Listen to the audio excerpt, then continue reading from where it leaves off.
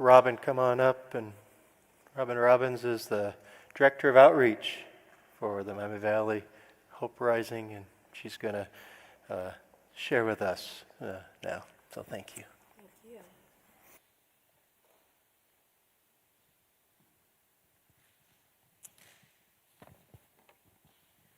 Well, first of all, thank you so much for having me today. And you could tell from that video that that was our last year's video that was put together for Human Sanctity Month in January. And we're working on this year's. But I had a couple of goals for today when I was asked to speak here. First of all, I wanted to say that I love Emmanuel Baptist Church. My husband and I moved here just a year ago. It's been a year in June. And we actually are from New York. So we're new to Ohio, new to Xenia. And when I got the job with Hope Rising in, I think it was October of last year, one of the first things that I got introduced to was this amazing committee that I still don't know how to say, but XAACM committee. And your Pastor Van is on that committee. Your wonderful Barb Colliner is our secretary. And Sarah May is on that committee, and a lot of other wonderful pastors and people. And that has been probably the most, important committee for me to be a part of, to learn more about Xenia, but also to learn more about all of the people, the community, and all of the really awesome not-for-profits and different things that are going on in your churches, and especially here. And then once I had that in, especially with Barbara, we started using this church at Hope Rising as our planning place, actually, because in God's infinite wisdom, let me back up a little bit. I actually was 25 plus years in high school work as a teacher and middle school, high school principal in New York. That's where I came from. I knew nothing about pregnancy center work. And God placed me there, and about 2 days after I took the position as community outreach, our student outreach director decided to leave. And because I had so much knowledge of working with young people, teenagers in particular, my executive director said, you need to take over for this student outreach program. So I've spent the last 9 months really trying to figure out what's going on at Hope Rising with our student outreach, where we go into the schools and we do try to be proactive in helping young people make choices that are going to make their life better. And in that, we found that we needed to do a lot of work. Our program was fairly, old-fashioned, wasn't really keeping up with the times, and so we've just done a lot of change. And we met here for months because we wanted to get away from the office space, and it really was an awesome thing. So your church really has been influential in helping us do a lot of the work that we've been doing at Hope Rising, and we just, have been praying that it's going to be an amazing thing. So one of the things I wanted to do was talk about who Hope Rising is and how you can help us, but also I wanted to bring up some information about the upcoming vote next week, and just kind of explain a little bit more about that. And then, because the Holy Spirit has been working on my heart today with everything that Pastor Van has said, and what I've heard that you've been learning about this month, and just reading Psalm 51, I would really not be doing, I think, God's work if I didn't explain and tell you a little bit about my testimony. So, first of all, why I wanted to work for a pregnancy center. I came from a background of divorce. As a matter of fact, my parents were divorced 7 times altogether, not to each other. And I had a very tumultuous upbringing because of that, and a really crazy, chaotic life. Not a lot of guidance and not a lot of hope, and also nothing to do with God or Jesus. So in my teenage years, I decided to make, my own choices, and I wanted to be, loved. I wanted to be a part of the crowd. I wanted to just have something in my life that was not, total chaos. And unfortunately, teenagers don't make really good decisions on their own. And they also, participate in a lot of high or at-risk behaviors. But my friend group was my only people that really kept me feeling like I belonged. So anyway, that video that just showed the 1973 when Roe v. Wade was passed, I was a big part of helping those numbers increase because, it's hard for me to even say now at almost 61 years old, but I actually had 3 abortions before I got out of basically high school. And so, for many, many years, I hid that, obviously. My parents didn't know. Even some of my best friends didn't know. The boyfriends didn't necessarily know. My sweet husband does know. But it took me years and years, and I didn't become a Christian until I was like 38 or 39. And by then we had 4 children. And, my life was going quite well, but I always had this horrible guilt and shame. I basically consider myself a murderer. And even after I became a Christian and understood forgiveness and how Jesus died on the cross for us, I lived in that guilt and shame for probably a good decade. And it wasn't until I met some people that really helped me see that He has forgiven all of our sin as far as the east is from the west. And when we bring our sin to the light, we can start to deal with it. And so I did actually start to deal with it. And I started, attending some counseling and Bible studies and things like that. But, I always thought I should work in a pregnancy center instead of, what I was doing. And fortunately, He always had me working with teenagers. So even as a teacher and a high school principal, I was feeding into the lives of teenagers for the last, 25 years since I've become a Christian. But now He's got me working in a pregnancy center. And so it would be sinful and foolish for me not to tell that testimony. Because I am working with the student outreach department. I am trying to figure out how to help young people not make those same horrible choices that I did. Because even though I have been forgiven, and my 4 adult children, beautiful adult children, are actually having babies. We are right now waiting to hear our 8th grandchild is about ready to be born, and we'll be flying down to North Carolina as soon as we hear. But even that, I still have consequences of that sin, and I always will. And now, I hate bringing it up. I really do.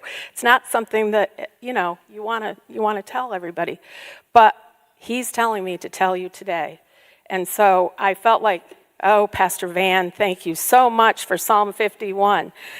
Because purify me from my sin, I have been, all of that stain that has been removed. Create in me a clean heart.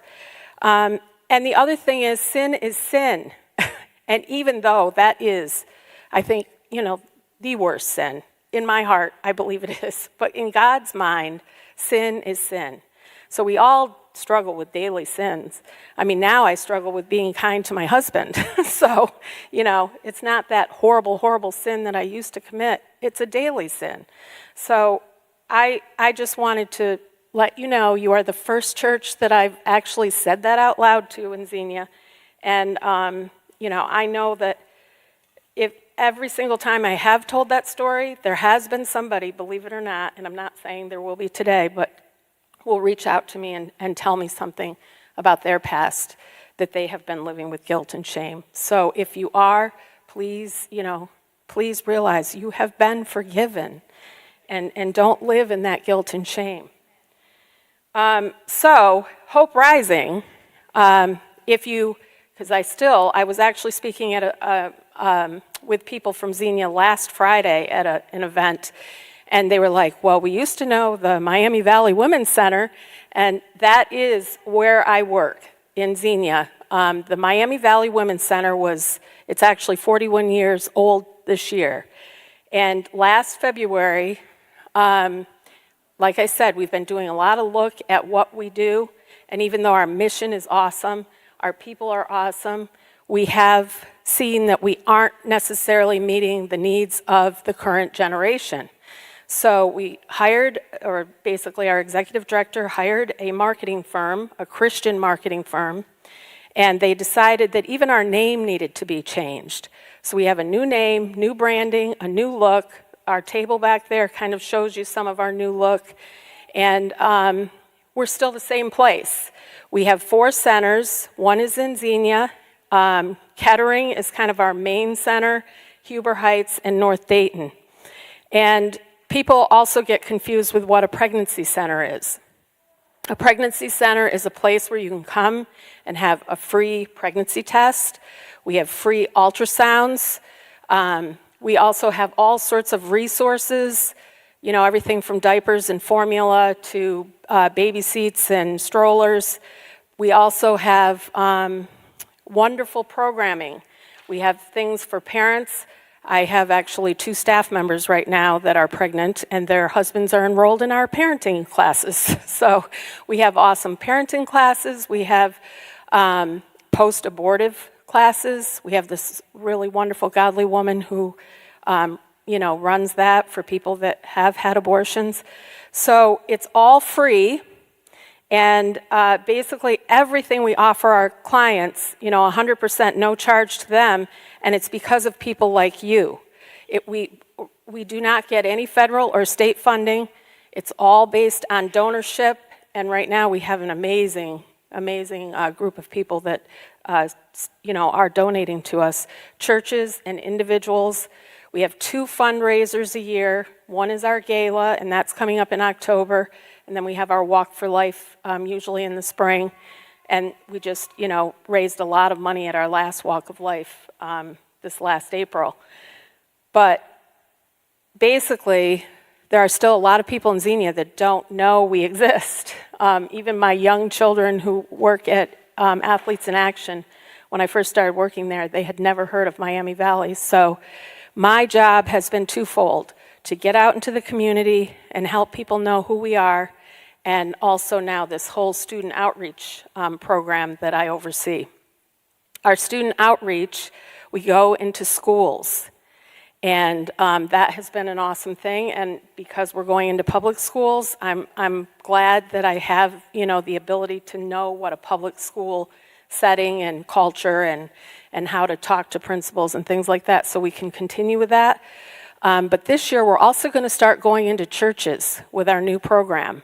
We want to come alongside like youth pastors and no one really understands or knows how to talk to their young people about sex. Sexual integrity, we want to be the experts on sexual integrity from a biblical perspective. And my staff and I are coming together, weekly to put together curriculums and presentations.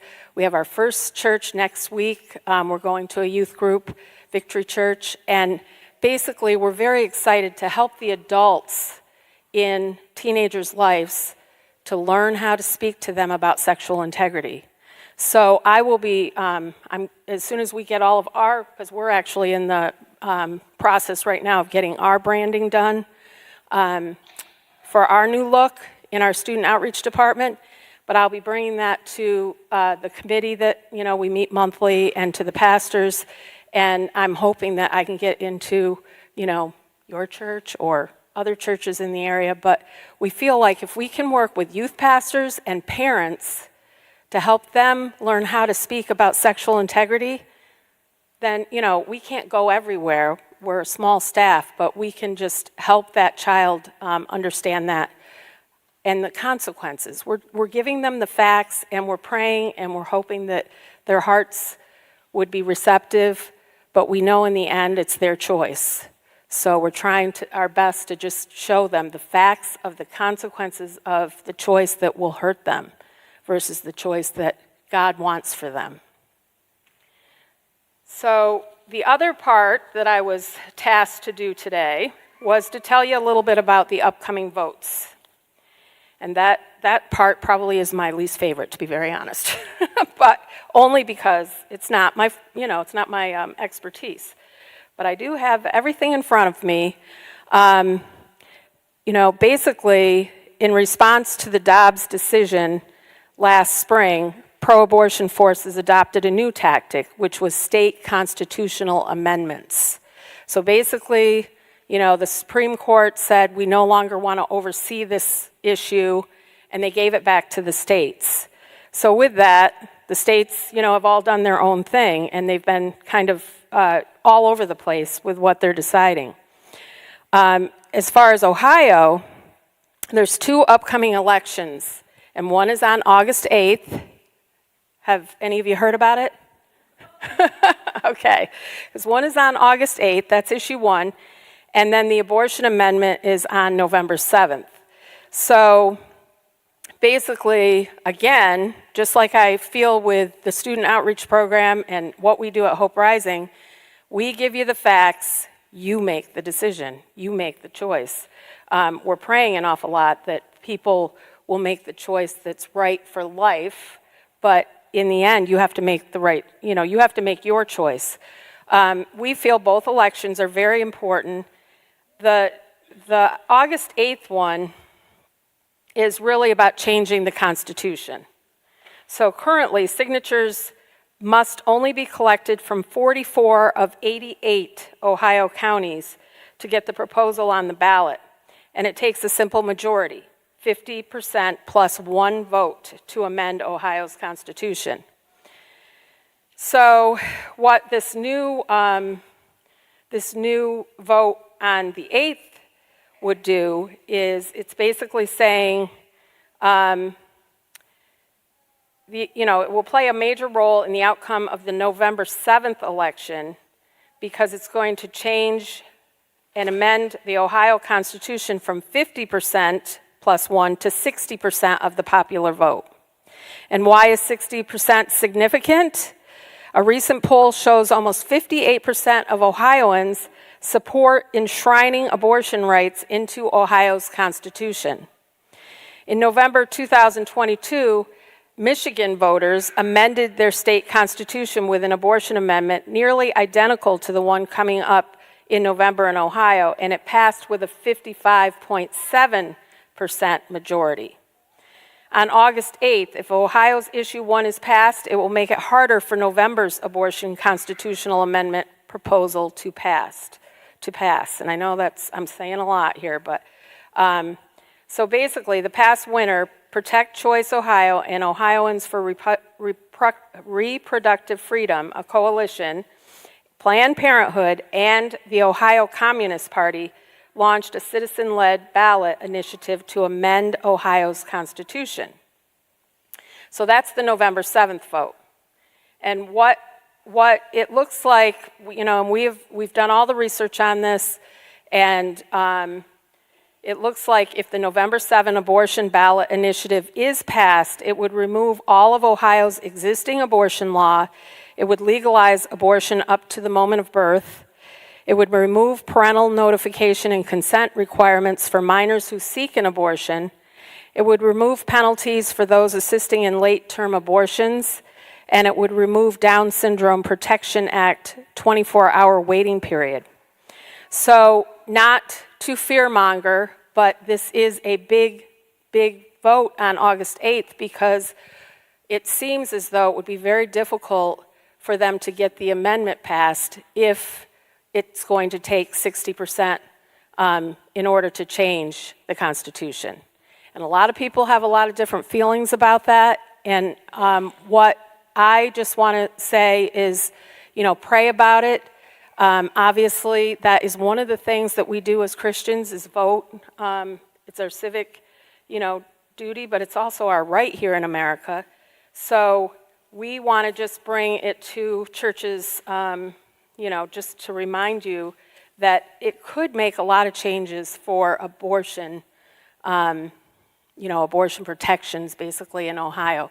Everyone's watching Ohio too, in the country to see which way we're going to go and how this is going to play out. So that's one of the ways that, as Pastor Van was saying, how can you help? That's one of the ways. Pray about it and vote, the way that God's told you to vote.